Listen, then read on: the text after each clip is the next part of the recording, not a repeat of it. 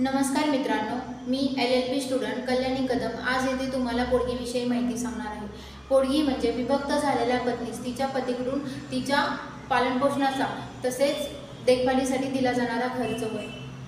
लग्नानंतर पत्नीच्या पालनपोषणाची कायदेशीर जबाबदारी पतीवरच असते।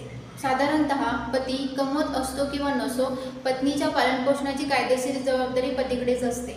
घटस्फोटानंतर पत्नीचा दुसरा विवाह होईपर्यंत पतीला पत्नीस पोटगी द्यावीच लागते। साधारणतः यामध्ये पत्नीचा देखभालीचा खर्च तसेच पालनपोषणाचा खर्च आणि राहण्याचा खर्चही समाविष्ट केलेला असतो। आता आपण पाहूयात पोटगीची मागणी कोण करू शकते। पत्नी ही पतीकडे पोटगीची मागणी करू शकते। तसेच पतीचे निधन झाले असल्यास पत्नी तिच्या सासऱ्याकडे पोटगीची मागणी करू शकते।